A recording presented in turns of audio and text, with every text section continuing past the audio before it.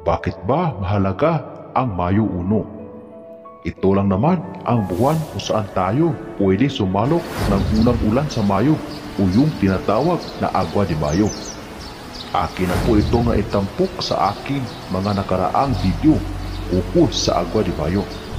Ngayon naman ay ating pag-uusapan ay ang tungkol sa Agua de Mayo, kung paano ito magagamit sa kahilingan o sa pagtupad ng ating mga minimithi sa buhay. Yan ang ating aalamin sa videong ito. Pero bago ang lahat ng yan, kung bago ka pa lang sa channel na ito at gusto nyo ang mga ganitong usapin, ay inaanyayahan ko kayong pindutin ang subscribe button at ang bell icon nang sa ganon ay lagi kayong ma-update sa tuwing may bago tayong upload.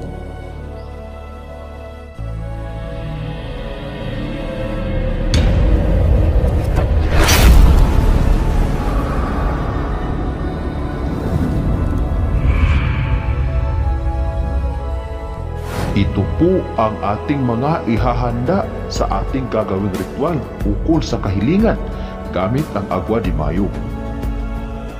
Isang puting kandila, mangkok, malinis na baso, barya o quench, at ang pinaka-importante sa lahat, ang ating nasalok na Agua de Mayo.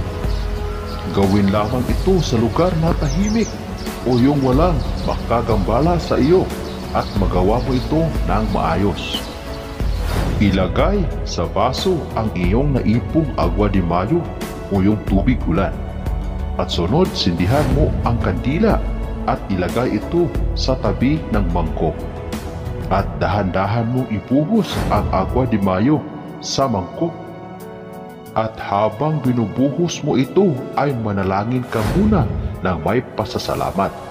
Pagkatapos ay kumuha ka ng barya o quench at isakto ang bilang sa iyong kahilingan. Kung ang iyong kahilingan ay tatlong barya din ang iyong kukunin. Kung marami naman ang iyong kahilingan, ay marami ding barya ang iyong kukunin. Hawakan ang barya sa iyong kanang kamay at mag-focus ka sa iyong kahilingan habang nakapikit ang iyong mga mata.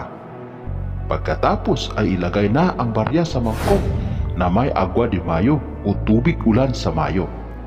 At pag nailagay mo na ito sa mangkok na may Agua de Mayo, ay titigan ito ng matagal at isipin na ang lahat ng iyong mga kahilingan ay kasulukuyan na matutupad o mangyayari. I-focus lang ang iyong sarili sa paghiling o paggawa nito. Pagkatapos ay kunin na ang barya at itago ito sa lugar na ikaw lang ang nakakaalam. At ang Agua de Mayo naman ay isabol sa lupa o sa harap ng iyong bahay, o di naman kaya ay idilig ito sa iyong halaman. Pagkatapos ng 7 araw ay gastusin ang barya na iyong ginamit sa ritual. Asahan na ang iyong mga kahilingan ay unti-unti na matutupad.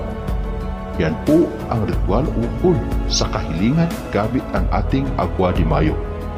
Laking pagkatandaan na ang videong ito ay gabay lamang. Nasa inyo pa rin kung ito ay iyong paniniwalaan. Nasa atin pa rin ang pasya, kaya kailangan pa rin nating magsikap at sabayan ng pagdarasal para tayo ay gabayan asertihin sa ating buhay. Hanggang dito na lamang ang ating kalaman para sa araw na ito. Muli, maraming salamat sa inyong walang sawang panonood.